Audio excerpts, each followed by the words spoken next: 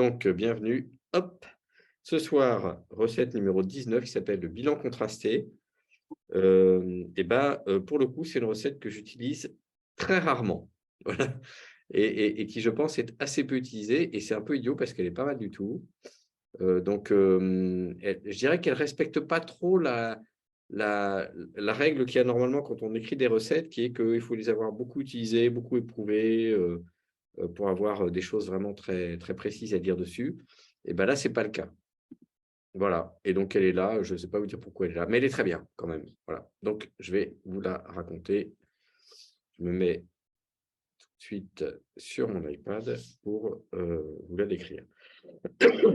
Alors le bilan contrasté, elle est page 128 et 129 du livre et heu et le principe, c'est assez simple. Déjà, ce qu'on peut voir sur le dessin, c'est que, on n'a pas, 50 personnes dans la pièce, là, il y en a 4. Donc c'est plutôt une recette qui va, bien fonctionner quand on n'est pas trop nombreux, moins d'une dizaine. Et ensuite, le principe, c'est, on le voit aussi dans le dessin, c'est que chacun a sa ligne. Vous voyez? A, il a sa ligne. Voilà. B, il a sa ligne. Donc chacun a sa ligne. C et D ont leur ligne. Et ensuite, le dernier principe, c'est que c'est chronologique et en cela, ça ressemble à la recette, La fresque des faits marquants. Mais ça va être en général sur une chronologie plus courte et puis ce qu'on va inviter, à exprimer, c'est des faits marquants avec du ressenti sur ces faits marquants. Hem, Cette recette, elle a ce site particulier qu'elle utilise un protocole, qui s'appelle le baromètre, qui est vraiment le protocole, je pense le plus utilisé chez la Boétie Partners. Et donc au moment où on a pondu cette recette, c'est un peu à la croisée des chemins entre, la fresque des faits marquants et le baromètre appliqué à un petit groupe sur une durée plus courte que la fresque des faits marquants. Voilà, je vous donne un peu la genèse de cette, recette. Voilà, alors, toc, je vais prendre ce surligneur, et c'est souvent utilisé sur une année, d'ailleurs, c'est comme ça que c'est indiqué. Faire le bilan de l'année en recueillant à la fois les faits et la façon dont chacun les a ressentis. Voilà, comment ça fonctionne, voilà à quoi ça sert, le bilan contrasté. Donc je vous lis tranquillement. Faire un bilan de l'année est souvent utile pour une équipe. Ça aide à se réapproprier réussite, difficulté, à purger des choses et à apprendre à partir de ce qu'on a vécu ensemble avant de se tourner vers l'année qui vient. Autant dire que ça devrait être un rituel quasiment obligatoire. Donc, voilà, le bilan avant de se projeter vers l'avenir. Et cette recette permet de faire ce bilan de façon participative, en donnant de la place aux ressentis, parce que ces ressentis contiennent beaucoup d'informations. Donc, comment ça se passe? Concrètement, chacun dispose d'un stock de post-it de 4 couleurs. Voilà, du vert qui va permettre d'exprimer un ressenti très positif, du jaune qui va permettre d'exprimer un ressenti positif, mais plus neutre que le vert, quoi. Donc, on dirait dans notre langage de consultant, de coach, un ressenti OK. Orange qui exprime un ressenti négatif et rouge qui exprime un ressenti négatif au point d'être bloquant. Et c'est ce qui est indiqué ici. Vous voyez, vert, positif, jaune, bien, orange, mauvais, rouge, problématique, problématique fort, quoi. Et ce qu'on va écrire sur le post-it est de l'ordre du rationnel, c'est-à-dire un fait, quelque chose qui s'est passé. Vous voyez, là, vous retrouvez des choses vous retrouvez vraiment des similitudes avec la fresque des faits marquants. Alors, la première étape, donc voilà, donc chacun a ce stock de post-it, et puis on va demander à chacun de réfléchir et d'identifier les faits marquants de l'année. Et il va écrire ces faits marquants, chaque fait marquant, sur un post-it de la couleur qui correspond à son ressenti. Donc, ce qui est écrit sur le post-it, c'est le fait, et la couleur, c'est le ressenti de la personne qui fabrique le post-it. Alors, il y a une petite variante que je vous donne, que j'ai trouvée après avoir écrit cette recette, c'est vous demandez à chacun de prendre une feuille et de lister les 10 faits marquants, faire une liste 10 faits marquants de son année. OK, dans l'exercice de sa responsabilité, donc il va en faire 10, voilà, ou 12, ou alors vous donnez un ordre de grandeur entre 8 et 12, voilà. Quels sont les faits marquants de votre année? Première étape.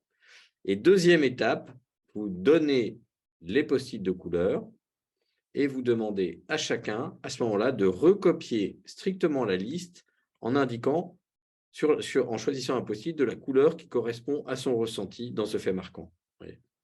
Et c'est une alternative, c'est une variante qui est intéressante parce qu'elle permet de… Enfin, comment dire? Elle est plus conforme à la règle, on fait une chose à la fois, quoi. Elle est plus progressive. Mais bon, la recette de base fonctionne ici. Je suis en train de complexifier un peu. Ensuite, qu'est-ce qu'on fait?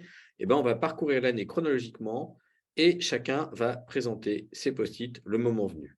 Quand un même fait est signé par plusieurs personnes, on va accoler leurs post-it. Donc, chronologiquement, ça veut dire quoi? Par exemple, là, si on a une représentation par trimestre, ben, OK, on va faire ceci. Hop, on fait le premier trimestre. OK, A raconte. Puis B, ah tiens, si ce post-it-là, il est proche de celui-là, et ben on va les coller pas loin l'un de l'autre. Ou alors, on va les mettre dans la même colonne. Ou alors, on va tirer un trait qui les relie. Enfin bref, on va trouver une astuce.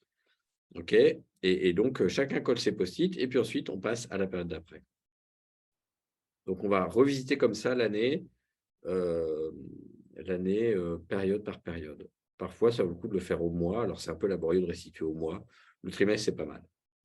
Et puis, une fois qu'on a terminé ce travail, ben, on a une image. Et en fait, là, vous retrouvez un pattern quand même qui est un peu toujours le même, qui est produire. Enfin, vous voyez, il y a un peu ce schéma de base qui est que on demande à chacun de produire des éléments pardon, qui… Je crois que j'ai attrapé la crève. On demande à chacun de produire des éléments individuellement, sans être influencé par les autres. Première étape. Deuxième étape, ces éléments sont mis sur un objet commun, donc ici une fresque, et mis ensemble, ça donne une image. On voit des choses. OK? Et donc ça, c'est la troisième étape, c'est mais qu'est-ce qu'on voit? Échange ouvert sur ce qu'on voit sur la fresque, sur ce que ça apprend d'intéressant et d'utile, etc. Ça dépend de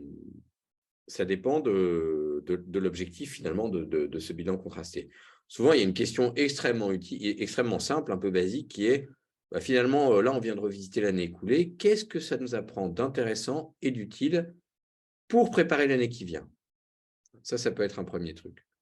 Un deuxième truc, ça peut être faire un simple popcorn capture, quoi. Bah, tiens, qu'est-ce que ça nous dit, là, cette fresque? Qu'est-ce qu'on voit? Qu'est-ce qui vous marque? Qu'est-ce qui vous marque quand vous, après avoir entendu tout le monde? Ah, bah, ce qui nous marque, c'est que l'événement machin, on l'a vécu de façon différente. Ou alors, à contrario, tiens, il y a certains événements, ça a été hyper rouge. Moi, j'ai appris que tel truc, ça a été hyper rouge pour quelqu'un, donc il n'était vraiment pas bien dans cet événement. Et vraiment, je m'en doutais pas du tout, quoi. Voilà.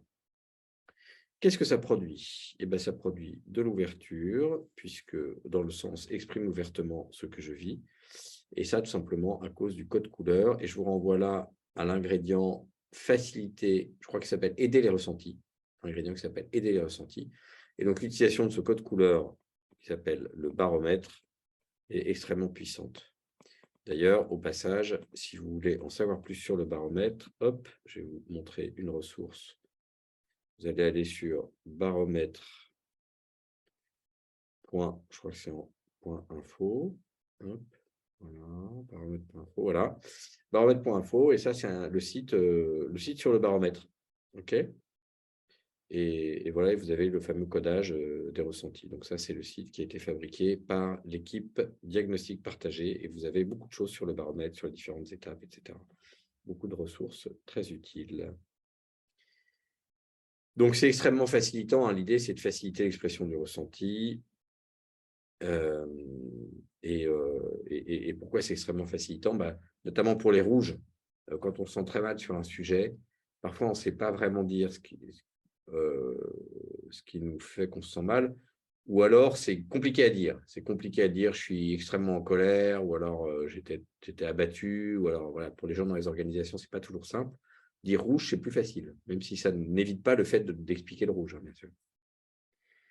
Et puis, ça permet de la purge en douceur, ça permet de donner une place centrale au ressenti. Pardon, le fait de donner une place centrale au ressenti permet de purger les difficultés. Elles sautent aux yeux, on les voit tout de suite. Et généralement, on solde des trucs, on boucle des boucles, comme on dit. Et ça, évidemment, plus on est loin dans le temps de l'événement, plus c'est facile. Donc, c'est intéressant. C'est pour ça que quand on a écrit ici, là, ça devrait être un rituel quasiment obligatoire. Je pense qu'à la fin d'une année, une équipe, elle a toujours des trucs un peu, vous voyez, qui n'ont pas été soldés, quoi. Ben là, ça permet de les solder tranquillement. Voilà. Ben voilà. voilà, la puissante modalité de codage des ressentis, là j'en parle. Je fais référence à Emmanuel qui a inventé ça, pour être complètement exact, avec Frédéric Aumonté. Et c'est tous les deux qui ont mis ça au point il y a maintenant une bonne dizaine d'années. Et ça fait partie de nos pratiques centrales, je l'ai déjà dit. Voilà. Ensuite, si un sujet de purge nécessite un travail d'approfondissement important, c'est-à-dire par exemple une vraie régulation entre les membres de l'équipe, il peut être utile de le repérer pour y revenir lors d'une séquence dédiée après avoir terminé le bilan. Autrement dit, ça aide à purger, mais ce n'est pas un exercice de régulation. Vous voyez, mais parfois, on peut se rendre compte en faisant cet exercice que, là, ces deux personnes, il faudrait vraiment qu'elles se parlent et donc le traiter comme tel avec le processus qui va bien. Voilà. Quels ingrédients dans cette recette? En majeur, évidemment, de la RIP, parce qu'il y a une réflexion individuelle préalable. Chacun fait son bilan sans échanger avec les autres. Un partage des représentations, parce qu'en fait, on a posé la même question à tout le monde et chacun partage sa représentation de l'année écoulée. Et puis, aider les ressentis, j'ai déjà évoqué. Le baromètre est une façon de faciliter l'expression du ressenti. Il y en a d'autres, hein. Bien sûr, des façons de faciliter l'expression des ressentis. Je pense au photolangage, je pense à FAST, qui est une autre recette qu'on a déjà vue. Et puis en mineur, une récolte, parce qu'en tant que tel, le support qu'on a produit, c'est une production, quoi. Donc on a récolté quelque chose. Vous voyez, ce visuel, il a de la valeur, quoi, dans les informations qu'on a produites. Voilà. Alors, il me vient une chose quand même, en l'écrivant, en le relisant, là, je me suis rendu compte que parfois, et je ne sais pas dire pourquoi, mais parfois, la restitution, on va la faire d'une traite chacun. On va faire plutôt comme ça, vous voyez. Hop, hop.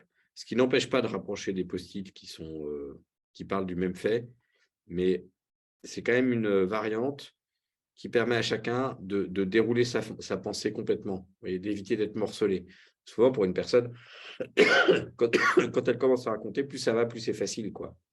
Au début, c'est un peu mou, et puis ensuite, on chauffe, et donc ça permet de raconter complètement. Et bien, une deuxième chose qui n'est pas indiquée dans la recette, et je le regrette, c'est qu'il faut limiter le nombre de post-it.